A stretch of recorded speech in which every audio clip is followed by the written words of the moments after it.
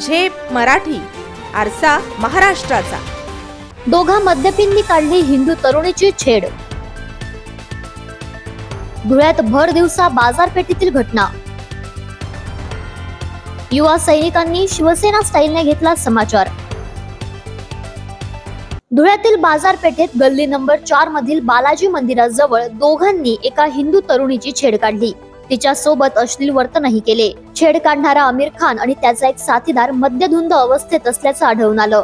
बुधवारी सायंकाळी घडलेली ही घटना युवा सेनेचे महानगर प्रमुख योगेश मराठे यांना समजली. त्यांनी सहकाऱ्यांना घेऊन तत्काळ घटनास्थळ गाठले. मुळात 2 दिवसांपूर्वी किरकोळ कारणावरून हिंदू वस्तीवर दगडफेक झाल्याची घटना ताजी आहे.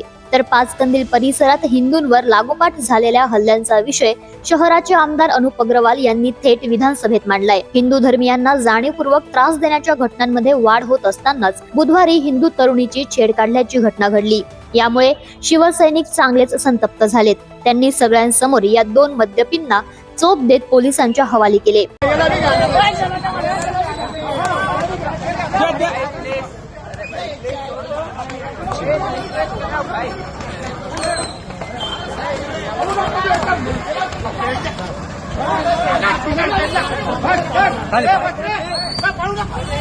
शिवसेना जिल्हा प्रमुख सतीश महाले यांच्या नेतृत्वाखाली त्यांनी अशा घटनांना यानंतर सहन केले जाणार नाही असा इशाराही दिला.